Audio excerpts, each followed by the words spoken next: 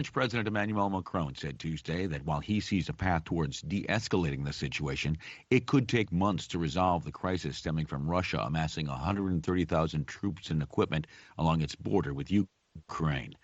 Macron spoke with reporters in Kyiv following meetings with Ukrainian President Vladimir Zelensky, a day after lengthy talks with Russian President Vladimir Putin in Moscow. Macron said, "You must not underestimate the tension that surrounds the situation that we're living through and its unprecedented nature." He said he did not believe the crisis could be resolved in a few hours of discussions.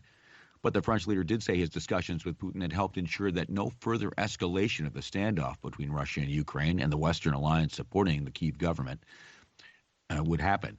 Following the meeting with Zelensky, Macron said he believes there are concrete, practical solutions that will allow us to move forward, but that the crisis is not over.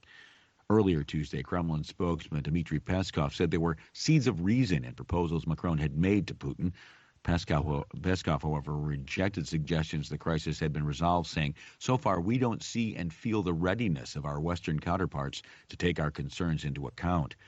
NATO has rejected Moscow's demands to end its expansion into Eastern Europe near Russia and eliminate the possibility of Ukraine, a one-time Soviet republic, from joining NATO. The West says it is willing to negotiate over the positioning of missiles in Eastern Europe and NATO troop maneuvers. Meanwhile, as the French and Ukrainian leaders met in Kyiv, foreign ministers from Austria, Czech Republic, and Slovakia joined their Ukrainian counterpart in Kyiv to express their support and solidarity regarding Moscow's military buildup in the area. At the joint news conference following the meeting, Austrian Foreign Minister Alexander Schallenberg said, "Security for Ukraine is our security." The U.S. Justice Department announced Tuesday the arrest of a New York couple on charges of conspiring to launder billions of dollars in cryptocurrency that was stolen in a 2016 hack of a virtual currency exchange. In a release Tuesday, the Justice Department said federal law enforcement officials had also seized roughly $3.6 billion cryptocurrency to hack Bitfinex, a virtual currency exchange whose systems were breached nearly 6 years ago. The Justice Department said the stolen cryptocurrency, valued at $71 million at the time of the theft, is now valued at $4.5 billion. In the statement, the Deputy Attorney General, Lisa Monaco, said it represents the Justice Department's largest financial seizure ever and shows that cryptocurrency is not a safe haven for criminals.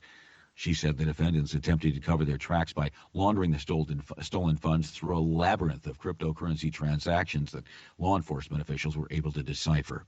The officials say 34-year-old Ilya Lichtenstein and his wife, 31-year-old Heather Morgan, were arrested in Manhattan early Tuesday, and were scheduled for an initial court appearance later in the day, where they face federal charges of conspiracy to commit money laundering and conspiracy to defraud the United States. The UN Human Rights Agency said Tuesday it fears heightened ethnic tensions between rival herders and farmers in the Eastern Democratic Republic of Congo may erupt into more violence following deadly attacks in the region last week. At least 62 internally displaced members of the Hema ethnic community were killed and 38 injured when their camp was attacked by an armed group February 1st. Fighters from the Cooperative for the Development of Congo, or CODECO, staged a nighttime raid on the Plano Savo displaced persons camp in the DRC's Ituri province. Human rights spokeswoman Lisa Throssell said all the victims in the camp of 24,000 were either shot or attacked with machetes and knives. It's only the latest in a string of devastating assaults on the displaced persons sites by CODECO, which is mainly composed of Lendu farmers. The Human Rights Agency is calling on DRC authorities to immediately strengthen the protection of civilians in those troubled areas. Canadian Prime Minister Justin Trudeau Tuesday has condemned the disruptive anti-government, anti-COVID-19 restriction protests that have paralyzed parts of the nation's capital, Ottawa, for nearly 2 weeks.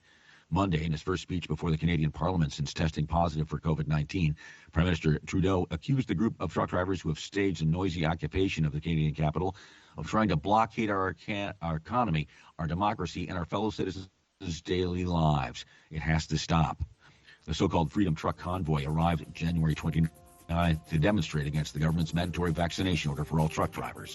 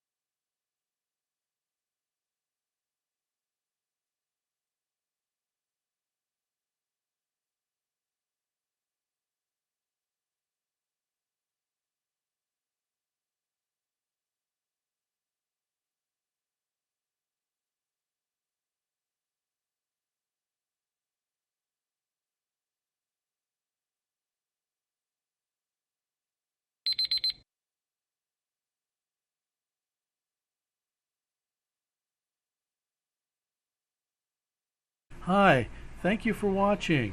I hope the videos are useful for you. Please subscribe to my channel using the button below.